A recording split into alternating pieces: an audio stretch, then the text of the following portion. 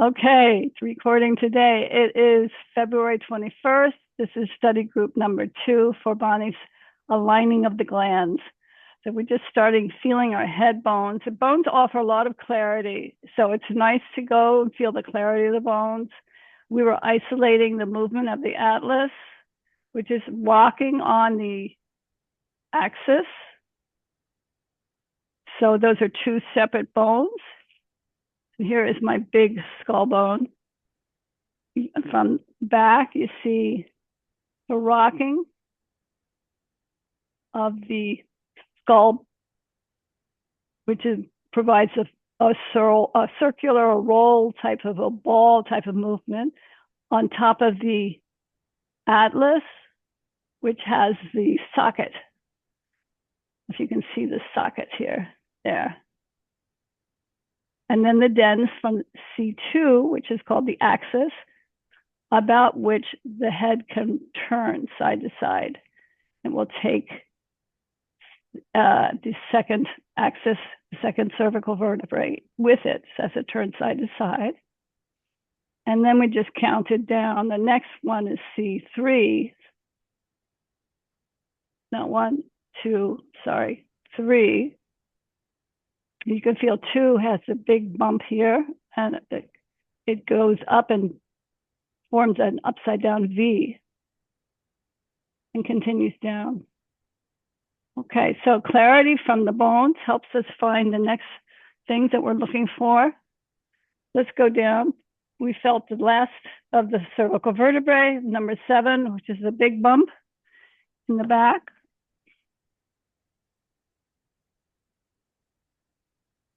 Right here. 1, 2, 3, 4, 5, 6, 7. Then you start the thoracic. 1, 2, 3, 4, 5, 6, 7, 8, 9, 10, 11, 12.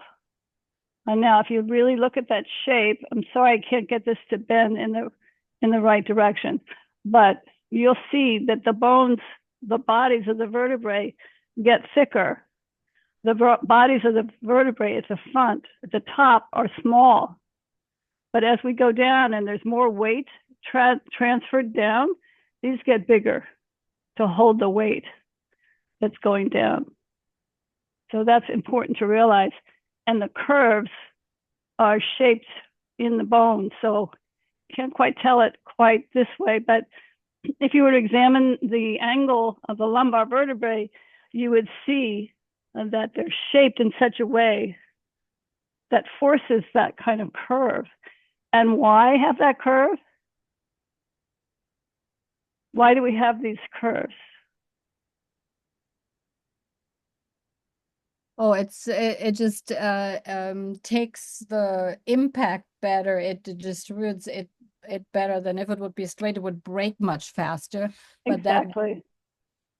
Exactly. It absorbs the shock from the movement and walking or running or movement of your spine, your body. Those vertebrae with the discs in between it absorb the shock of your body against gravity, moving downward or upward against gravity. So yes, and then what happens here at L5?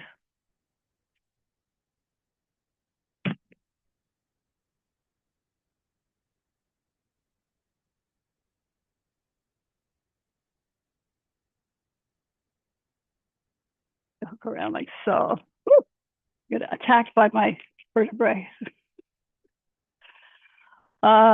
See if I can do it.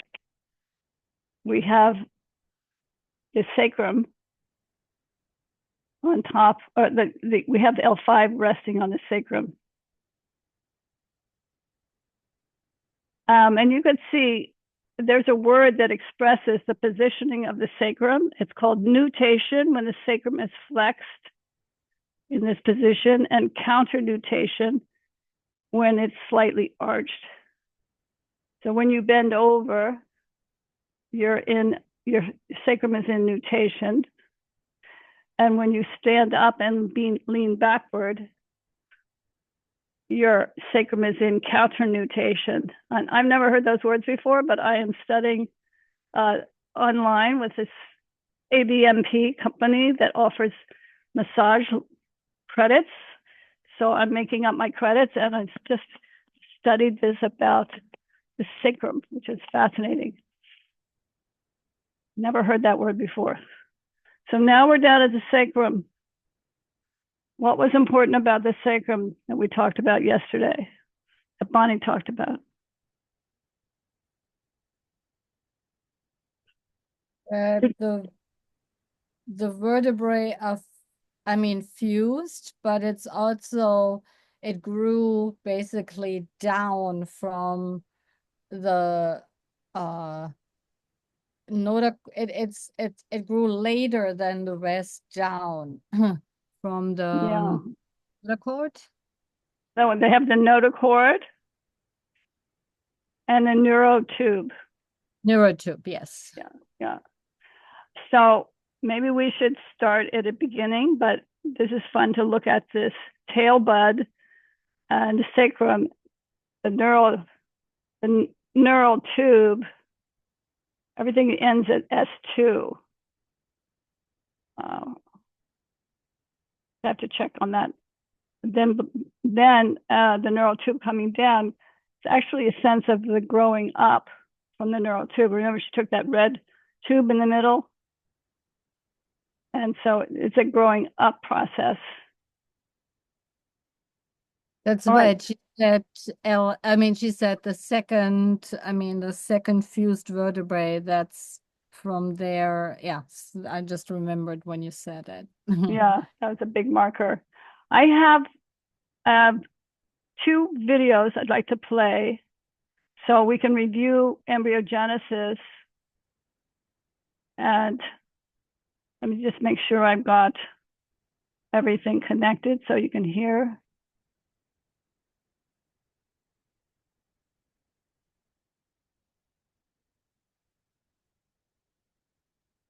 To go back to make sure you're connected. See if you can see this. I think I have to turn off my headset for you to see and hear. So let's go here. Let's open this here. This is from the Khan Academy.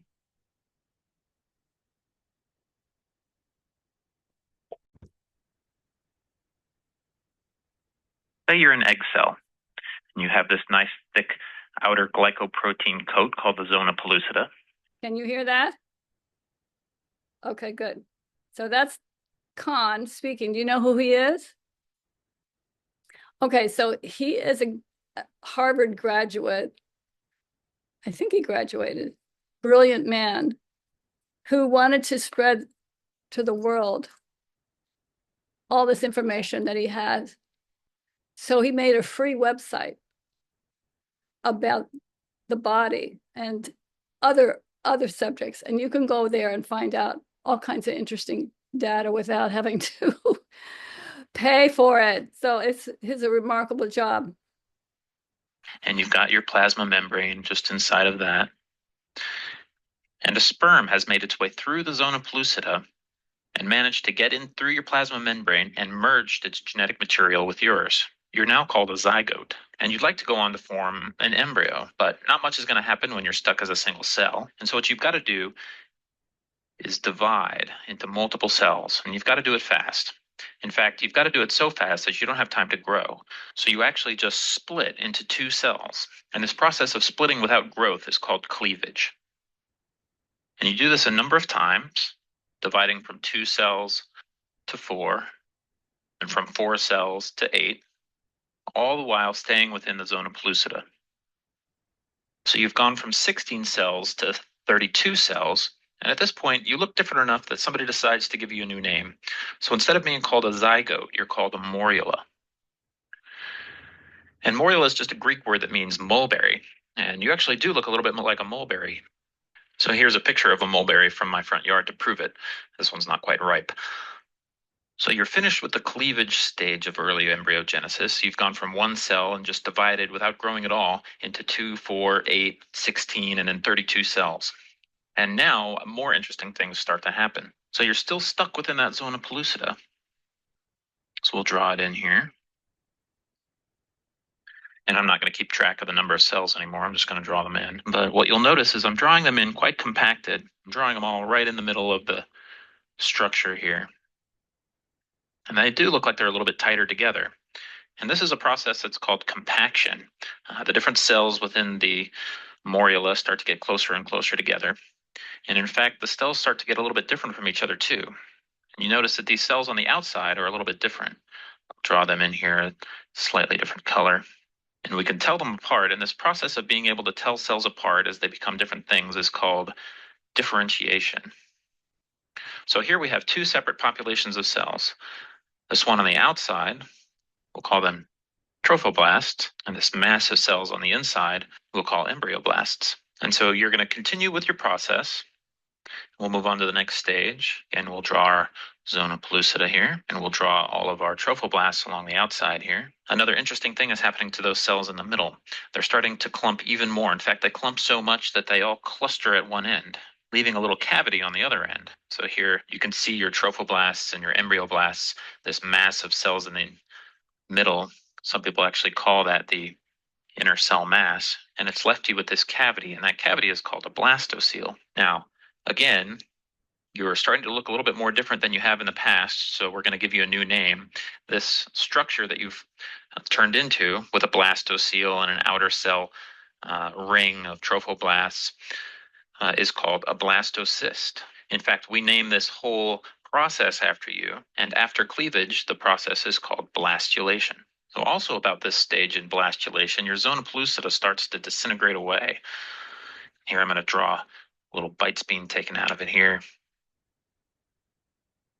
as it falls away and disintegrates. And that's going to be important later on because you can't be stuck in this thing forever.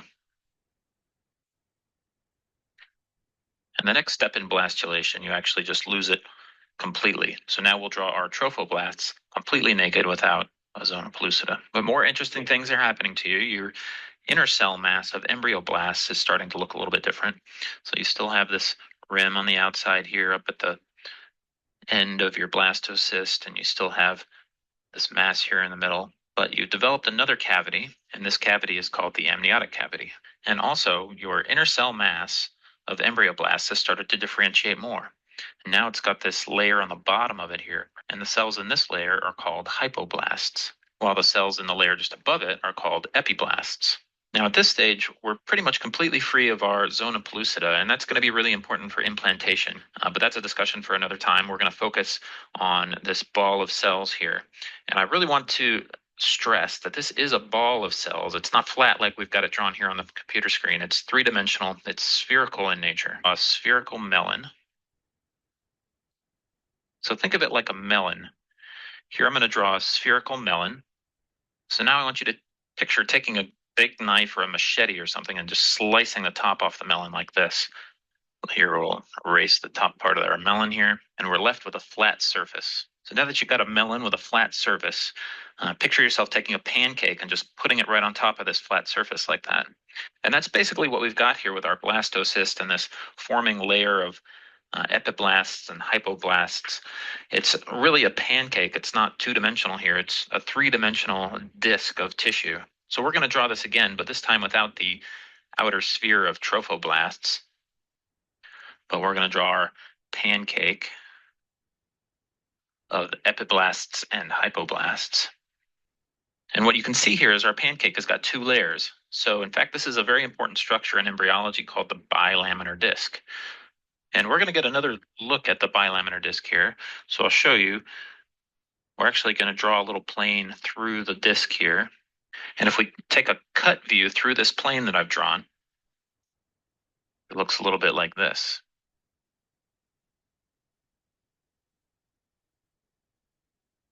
So this is still our bilaminar disc, but now we're looking at a slice through the bilaminar disc, as opposed to here, we're looking at the entire bilaminar disc from the outside. So now we're looking at our pancake of our bilaminar disc here, and we notice we start to see something forming on the edge of it here.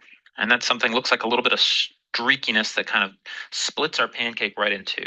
You can think of it as pouring a little streak of syrup along the top of the pancake and dividing it into two halves. So here I'm going to draw it on the surface of the pancake, and then over here on our cut view, you can see that this little streak happens right about here in the middle as it reaches the plane of our image. And this streak of syrup on our pancake has got a name. It's actually called the primitive streak. And the formation of the primitive streak marks the beginning of the next stage of early embryogenesis, and that's called gastrulation. Now, what that primitive streak actually is just the site where the cells in this epiblast layer of our bilaminar disc start to migrate. Here I'll draw the paths of the migrating cells. They heap themselves up right at the primitive streak, and then they start burrowing their way down into this bilaminar disc. And they go out into the hypoblast layer, and they just kind of go all over the place here. But it all happens from that primitive streak. So as the cells migrate out from the primitive streak, we can see that our structure has changed a little bit. Now, instead of having two layers, one layer of epiblasts and one layer of hypoblasts, all of those migrating cells have now differentiated even further, and we're left with a layer of cells on the top, a middle layer of cells as they go out into the body of the bilaminar disc, and we still have a lower layer of cells down here. And so now you can see, instead of the bilaminar disc that we actually have a trilaminar disc. So we have three layers, 1, 2, and 3, and these are actually called our germ layers. So we have a single layer on top, and instead of epiblasts, this layer is now known as ectoderm, and our middle layer is mesoderm, and our lower layer is endoderm. And cells from these three layers go off to do very important things, and each layer forms its own specific structures. So that process of the formation of the three layers is called gastrulation. Okay, so in Bonnie's world, the mesoderm gives root from the perineal body and three layers are separates formed, we can move on to the ectoderm from the endoderm. Okay, so there's a subtle difference in there, and you'll watch different videos that tell you different things. So I don't know if you realize that he's got the primitive streak on the upper, what I would consider to be the top. But in Bonnie's world, the primitive streak is on the bottom. So I don't know if he's just doing that for the sake of drawing it or what. the next step in embryogenesis, and the next step is called neurulation. So we'll just notice that he says neurulation and they're spelling it neurolation. I think the correct spelling is neurulation, not with the O. Neurulation. So we'll draw our three germ layers in. We have a layer of ectoderm on the top. In the middle, we have a layer of mesoderm. And then on the bottom, we have our endoderm. So this final stage in early embryogenesis is called neurulation. As you might expect with neuro in the name, we're going to see some neural elements formed here. And now we have our trilaminar disc with our three germ layers. And in the middle of the mesoderm, the central layer here, we start to have further differentiation of cells. And right in the middle, we get this cord that starts forming. And I'm going to draw it as a little purple dot here, but what that really is underneath where the primitive streak was, mesoderm cells are differentiating into a cord structure, and that's called a notochord. Now in humans, the notochord doesn't go on to do a whole lot. It does form part of the intervertebral disc. Okay, so in humans, he says it doesn't do a lot. Well, we know differently. And he says it just forms, like the notochord just forms. He skips a whole transmission there of the primitive streak growing up to the primitive bud, and the bud giving rise to the notochord as a primitive streak, and then bud return to its roots in the perineal body. Discs, and very rarely it will cause a tumor called a chordoma. Now in humans, the notochord doesn't go on to do a whole lot. It does form part of the intervertebral discs, and very rarely it will cause a tumor called a chordoma. But in general, its main goal and its main purpose is here in neurulation. Now, This differentiated bit of mesoderm actually induces a change in the ectoderm above it. So here we get a change within the ectoderm. Draw that in as kind of a thickening of the ectoderm right here. And that thickening in the ectoderm has a name. Since it's kind of plate-like when we look at it in section here, this is called the neural plate. Now we have our notochord formed and we have our neural plate formed. The next thing that happens, so we'll redraw our three layers here, our ectoderm, our mesoderm, and our endoderm. And here at the bottom, we have our notochord forming within our mesoderm. And right above it, those neural plate cells actually start to dive into the mesoderm. And as those neural plate cells dive in, they start to form a ring structure. And actually, since this is a three-dimensional thing, this ring is more like a tube. So you can picture this tube going off into the rest of this pancake that we've drawn here. And as this neural plate zips up and dives down into the mesoderm, it becomes known as the neural tube. Now, this isn't a perfect process. And as the neural tube is zipping up from one end of our pancake to the other, little cells are breaking off from the ectoderm and going out into the mesoderm. Now, these cells actually have a very important role as well, and will go off and to differentiate into their own special tissues. And these are called neural crest cells. So once we have the formation of our neural tube and our neural crest cells are diving off into the tissues and differentiating, and we have a pretty good idea of what the ectoderm, mesoderm, and endoderm are, our early embryogenesis is complete. So just to recap, we started off as a zygote, a single cell that was fertilized by a sperm. Cleavage happened. We didn't grow, but we split into a whole bunch of cells and developed into a morula. The morula cells started to differentiate, and we developed trophoblasts on the outside and embryoblasts in the middle. We formed a little cavity and became known as a blastocyst. After the blastocyst cavity formed, or the blastocele, a second cavity called the amniotic cavity formed, and a pancake of cells across the sphere became apparent. Those cells continued to differentiate, and we formed a primitive streak. The epiblast cells dove into the primitive streak and started to differentiate into our three layers that became our ectoderm, mesoderm, and endoderm. And in the final stage of neurulation, we had development of a notochord, which induced a neural plate to form, and the neural plate dove into the mesoderm and formed the neural tube. Neural crest cells associated with the neural plate also went off into the tissues to further differentiate. Okay. So it's been about a week since you've been fertilized. There used to be an egg until a sperm found you. Where we You are. went through a zygote stage and you cleaved, dividing into multiple cells, and you finally become a blastocyst. And you've been bouncing around in the fallopian tube for a little while, but you finally made it into the endometrial. Do you want to go on with this? I have another video about the neurulation process. It's interesting about arriving into the endometrium. Maybe we'll listen to this for a minute and then we'll come back.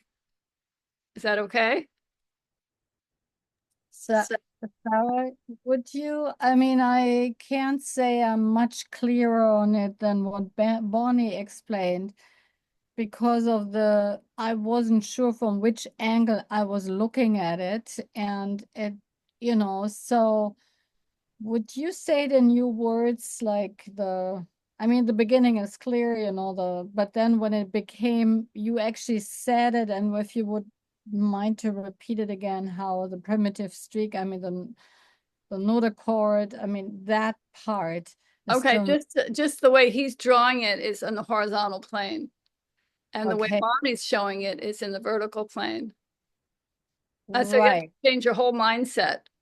And Yeah. he doesn't talk about the bottom being the perineal body. He's not talking about the glands. And that's Yeah. not even there, not a mention of the glands. So if this were the primitive streak going up, it grows up from the perineal body. But you could put your hands better to play with it on your own body to feel this tissue between your anus and your vagina or penis, and just feel that there's energy there in that tissue. Let me move it around. And then from that energy, that is the perineal body. And that gives rise to primitive streak. So I like to do this in class. I bend my knees into a second position and I feel the rising of the primitive streak. And then the primitive bud is at the top of that, which is midway in your body. And then the notochord takes form from the primitive bud and is a central organizer for the whole embryo. And then the primitive streak and the primitive bud root back down into the perineal body as the notochord rises up. And as it rises up, it gives the certain, as he mentioned, these ectodermic cells that split off, form the neural crest, and we go into neurulation. But at the end of the growth of the notochord, you're at the bridge of the nose in the brain. And the neural tube goes behind this. Just to mention the differences, the neural tube goes up to pituitary stalk and meets with the lamina terminalis, which is like this. This is the neural tube ends at the lamina terminalis. Now, yeah, so we've got the notochord in the front. Then we have the neural tube forming from the back. I'll show you. I'll show you the picture of the neurulation. So you can see that. It's an animation, so it's a little different. Yeah, no. So go ahead, ask the question. No, I mean, I would just remember her talk. I mean, the pictures we saw was the openness on top, while in the bottom it closes, or yes. am So I that was the neural tube. Once the neural tube is formed, you have those somites. okay, yes. The somites, and the neural tube closes at the top, and where it closes at the top, the brain starts in the lamina terminalis, and that gives root to the modern brain, the cortex. But the bottom stays open, which allows the growth from the tail bud into the other structures, the kidneys, the reproductive organs, the anal canal, the rectal canal, things we went through last seminar. And then like time-wise, so when when the modern brain forming, or the cortex forming first before before the kidney and all the lower structures are forming, or is it in the same time? Or I'm not clear about the timing. So what my feeling is, they have their own time, and we're looking like, I'm not even sure. We're still looking at the first month for embryogenesis, which we haven't even gotten to that neural tube. So let's see what it says on the video. Maybe we'll have more clarity. Thank you. Yeah. Okay, let's see if I get this right.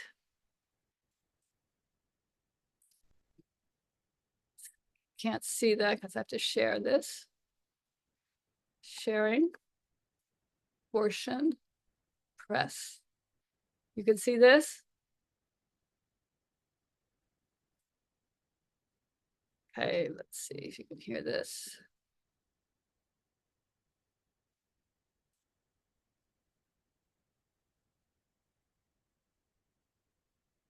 You hear anything here? By day 16, the embryo consists of 3 layers: endoderm, mesoderm, and ectoderm. Ectoderm develops into the nervous system, and the first phase of this process is known as neurulation. Around day 18, part of the ectoderm begins to thicken. This portion is known as the neural plate, in dark blue. between the cranial end of the embryo and the primitive node. Okay, so he did a subtle movement into the vertical plane. So now we have this up and down that we are familiar with. Neurulation is the process of neural plate becoming neural tube. Got a schematic animation here to try and illustrate that process. Okay, so those are the folds. We'll come back. He goes back and repeats it, but it's just interesting. We'll break this down day by day throughout the rest of the video. And there's the knitting together of the edges of the neural crest. On day 19, the neural plate begins to buckle in the midline. We call this dip the neural groove, and the mounds either side the neural folds. Okay, so if we take a minute to experience that in our bodies, we would do something like this. Of course, now we're in the up and down plane. And our elbows would be those folds. Or if you wanted to do it this way or this way in a horizontal plane, you could do it this way. Bonnie did it this way. And then she knitted together the neural crest. Remember, she was working with her wrist, doing this way.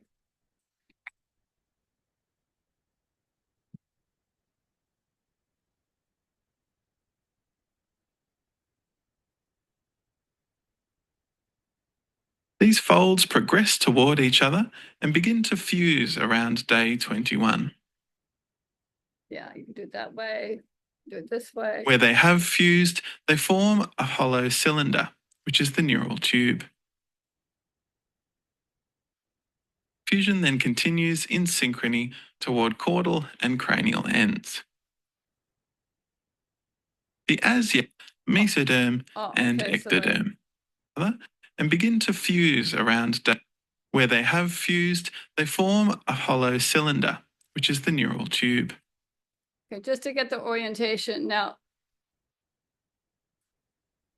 the neural tube is behind the notochord, and I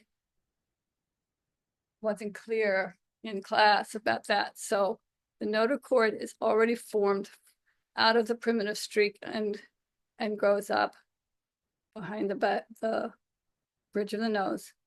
Then you have this neurulation process. See if you can do it with your arms in some way that makes sense to you. You have this folding, you can do it with your wrists. And that forms the neural tube. Okay. Fusion then continues in synchrony toward caudal and cranial ends. The as yet unfused portions are known respectively as the cranial neuropore and caudal neuropore. Okay, so that's open. Pore literally means minute opening.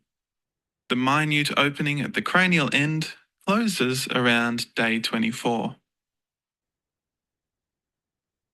And the caudal end closes around day 26. A particular group of cells reside at the peaks of the neural folds. These are the neural crest cells, which form a layer over the top of the closed neural tube. These develop into most of the peripheral nervous system. Okay, you can see the neural crest cells peeking out here. And somehow, it's amazing that those crest cells are so key to the rest of your development. So if you can feel your bending and folding of the neural cells, neural plate, and then imagine you've got your neural tube, and then you've got on top of your fingers, if you use your hands for the neural tube, you've got a layer of these crest cells that are going to be emitting all kinds of messages that form your glands as well as a lot of tissues in your body.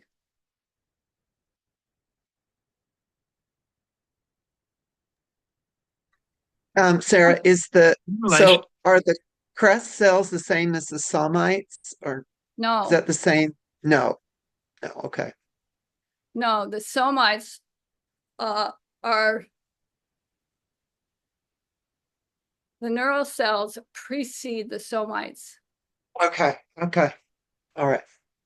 Okay, good. is the process of neural plate becoming neural tube.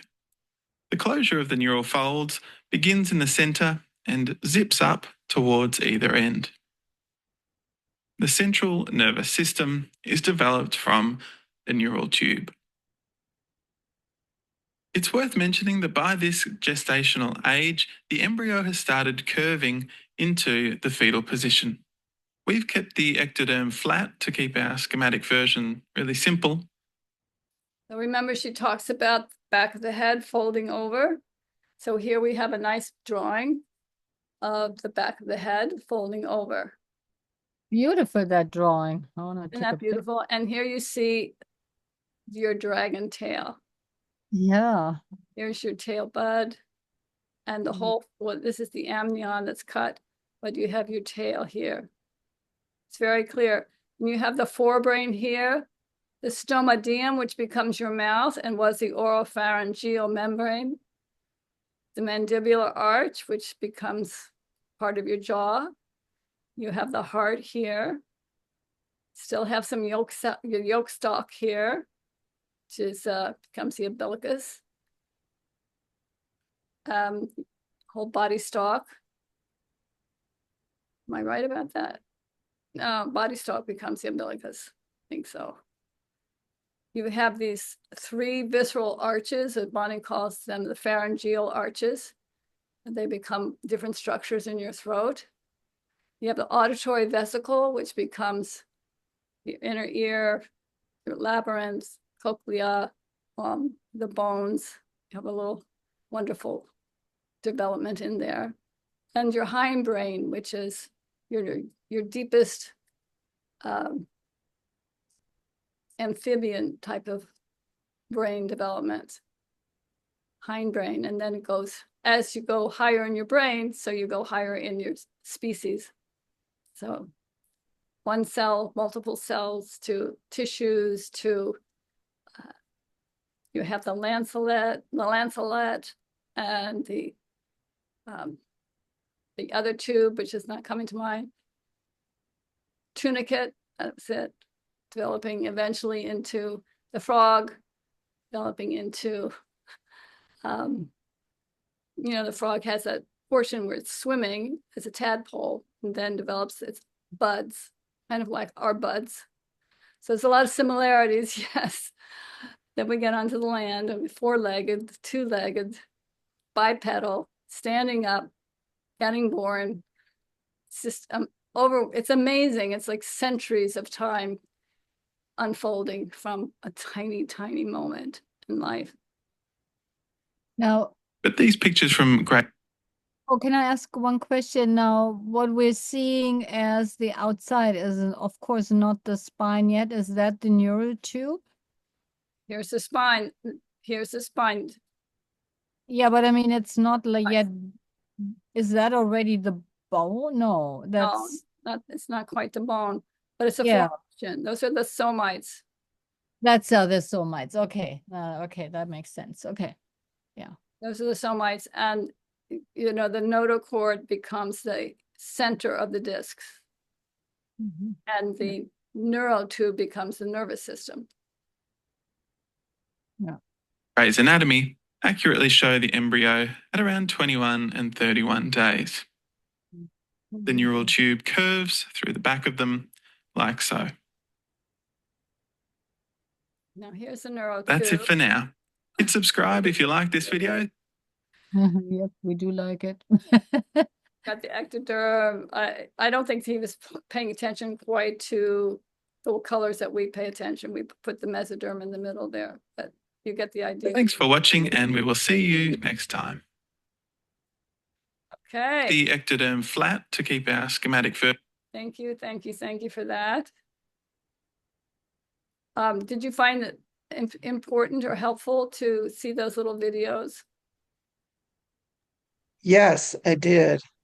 I mean, it just takes so much time to begin to comprehend, like keep looking at it and then going back to your body and back to the pictures, back. But then it's interesting to see like a three-dimensional cartoon also. That also helps than just the a picture. That Yeah. helps me because Yes, I'm a sure, visual person. I sure. agree, Andrew, totally. That folding process and like, and the way they did it, like this way and that way, and then different dimensions really helped. Yeah. Yeah. So let's take some time and now embody what we saw and whatever feels right to you. You can go through the process of the primitive streak growing up through the notochord taking over, then coming up, or you want to do the neurulation part where you have the folding, expanding, and the neural crest cells coming together, forming the opening for the neural tube. Whatever feels right to you, or you could just meld everything together, just go into your body, because we did a lot with understanding and using the brain. And now let's try to feed into the brain from a developmental experience, the cells to the brain, rather than using the brain. I just want to say it was also cool to see those cells on top and how they then develop into specialized cells. That was also cool on that. Talking about to see the layers on the horizontal plane, you talk about the 3 layers. No, when it folded and then, once it closed, you had these like, he painted them pink, the pink Yeah. cell on top. Yeah. Yeah, the neural crest cells on the inside. Cross cells. Okay. Okay. All right, I'm just going to close the blinds here. So go ahead and explore whatever direction you feel.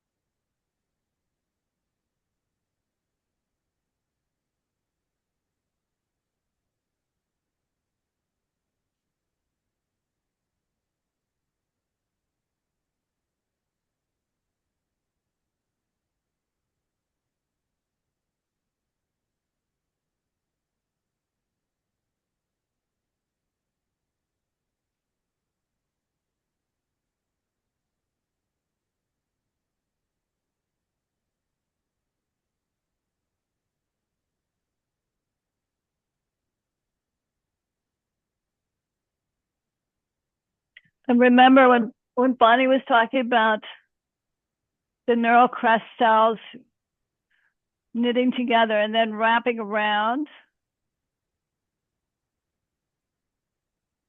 and developing our peripheral sense that we get wider.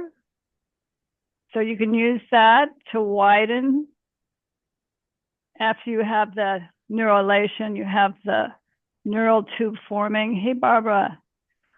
And then you open. We're doing a somatic exploration now of the first development from the embryogenesis to neurulation. So we watched some videos about embryogenesis from the Khan Academy. And then we watched another video about neurulation, which I played in the past, so you might have seen that. So we're playing around with the formation of the neural tube. And you can embody that any way you want to. I'm just feeling the thickening in the back, which is the way the neural plate starts. And then feeling it fold in and making those folds. And the neural crest cells joining together at the top, opening the hole for the neural tube. And letting that go through my whole body.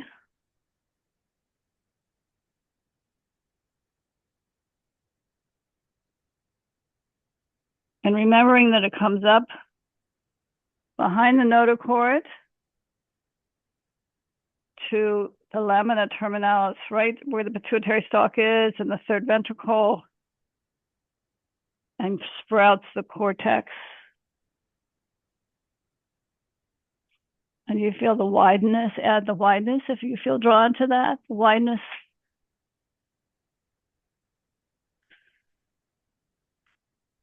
The periphery and the neural crest cells reaching out and growing different parts of the body.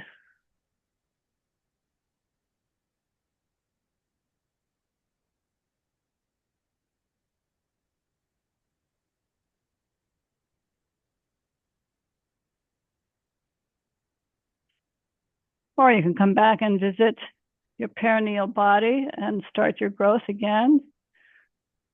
The primitive streak to the primitive bud.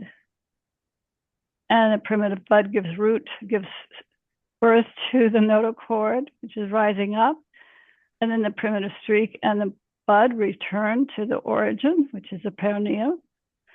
And the notochord rises up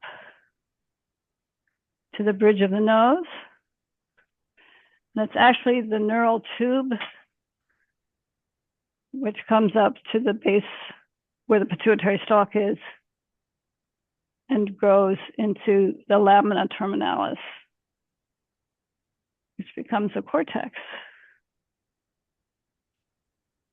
You let your brain swing around if you want.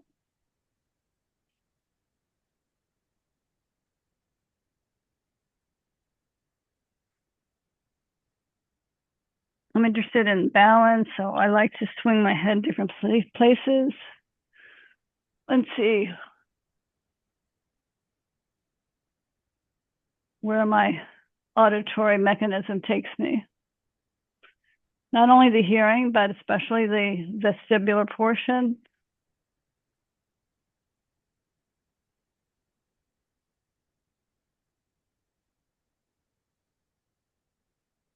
And then you could connect the eyes to that vestibular portion. Use your hand to keep your head still. Track your hand, but keep your head still. And then keep your hand still and look at your hand and turn your head. So you're moving the head around the eyeballs. You move the head around the eyeballs as you look up and down.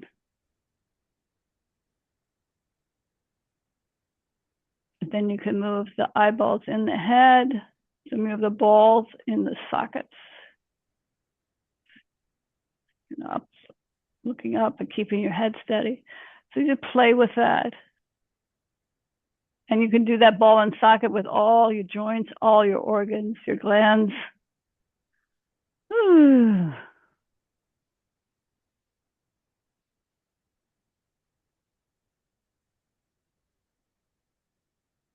can play with the narrowness from the perineal body to the top of the head. You can play with the neural crest cells wrapping around the sides of your neural tube and giving the width and the periphery, the peripheral nervous system developing, the sensory nerves, the autonomic nerves, the nuclei.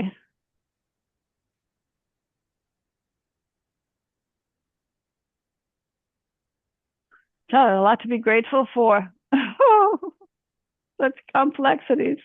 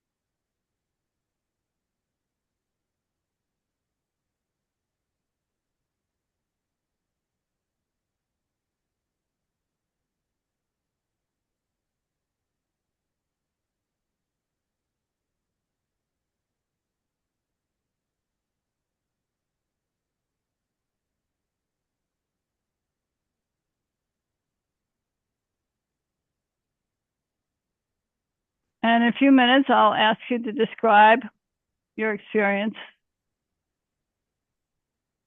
so we can all experience with you what you went through.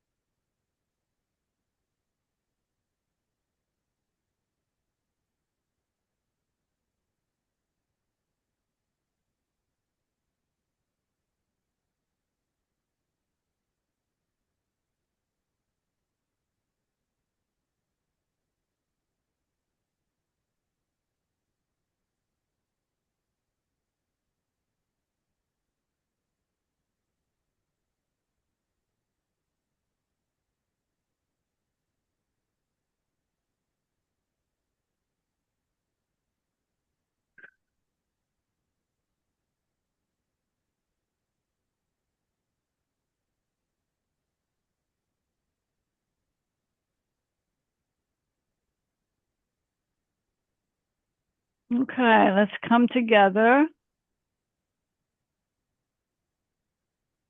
And if we can share what you were discovering, what your favorite place was, or any impressions.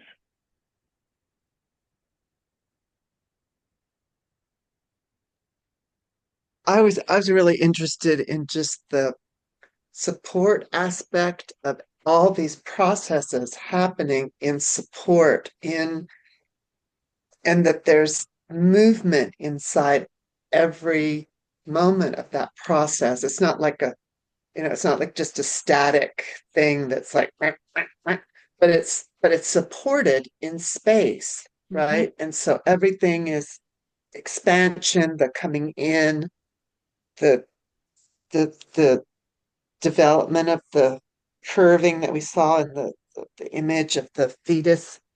This is really, that's what really came up. That was really I trippy, can like to see think that of that, all primitive, of yeah. that supported in fluid and just, that you could be moving, like if you were in water, you could turn around and you could just be, the whole body could be just kind of swirling in space. That was just fascinating to me. It is. And, all the fluid inside is of the ocean. So we have that salt water in us. Yeah, I that's maybe also why I felt like, I was, I mean, I've played with the folding, but also that dragon's tail, but then also the head folding towards the heart. And then really feeling that Bonnie said it in an earlier course about that, the nervous system being in the back and basically that widening that then can, of course, rotate and turn and be fluid, but it's like that, it's almost like it felt like a protective layer around me. And just like feeling like what, you had brought in the eyes and the ears, and I was like suddenly like, yeah, I mean, how does the embryo, developing embryo, there's all these gurglings and all these like of mom around it, and all the heartbeat and all of that, and it just like moves with that and grows with that, and that hearing is not the hearing we have now. It's a primitive hearing, and the seeing is not yet seeing, but as a primitive seeing. It just, yeah, that fascinated me. Fascinating. Yeah. Thank you. Thank you.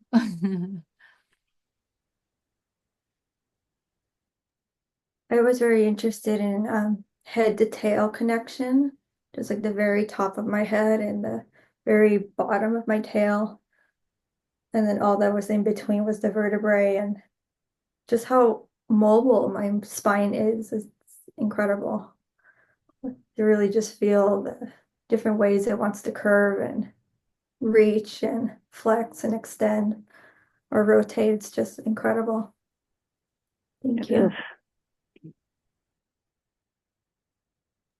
Oh, I just wanted to mention, Andrew, when you talked about the space, I was reminded of what interested me yesterday, also about what Bonnie said at the end, the connection to the tailbone, and that that giving space basically to the brain, that there, yeah, so that when you said that, I was reminded of that.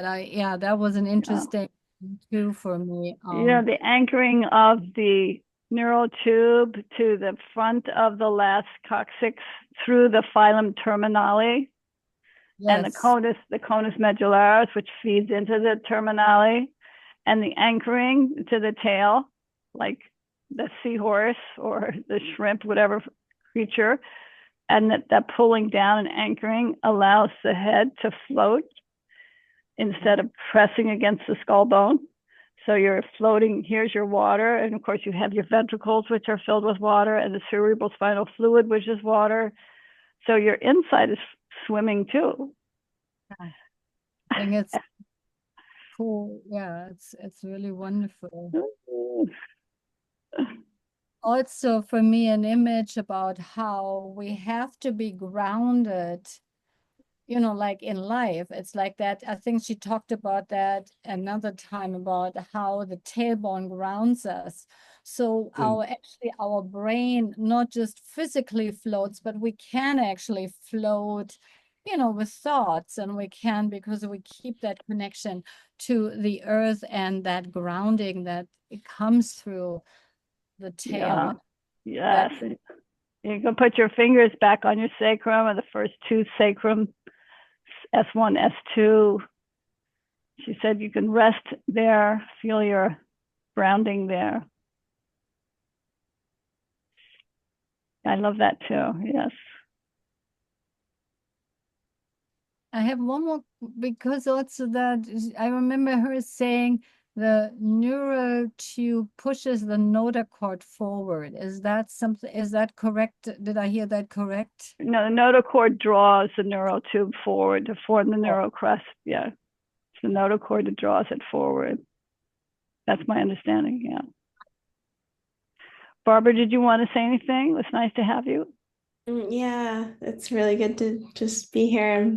I apologize. I thought this meeting started at 3. I'm in California, so I got the time zones mixed up. Oh, okay. So 2 o'clock for me next time. Okay. But it was really nice to just join in during that somatization exploration, especially in that moment of exploring the formation of the neural tube. And what I found really fascinating was the bringing my awareness to the neural crest cells.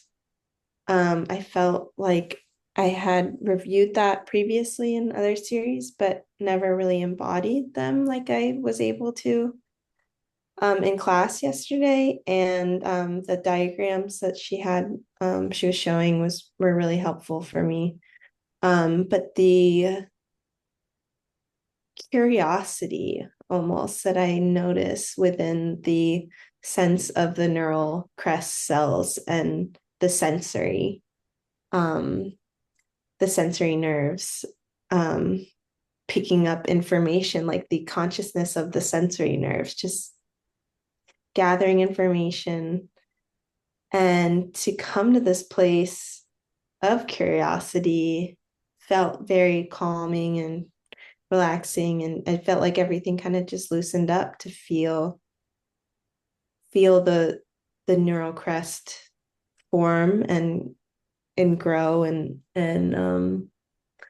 yeah, develop. So I really enjoyed that. I've also been really into feeling like the connection of the perineal body to the pituitary and the dragon tail. I did some movement this morning where I was like, whoa, where did that come from? Because I was thinking about the dragon tail, and so that was pretty powerful. There you have Yeah. her body How she flipping was doing that. her Yeah, legs around. Wow. that was amazing. Yeah. That was truly incredible. Yeah. Yeah. Great. So we'll come to a close. I just want to reach out and bring our fingers together here.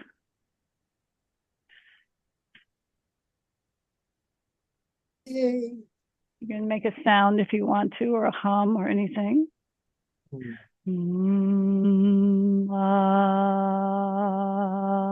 Vibrating with you. Thank you so much for coming. I send you big kisses and hugs. My periphery draws you in. Yes, yes. Thank you. Thank you. I'll see you next time. Okay. Thank you so much, Okay. everybody. Have a great weekend.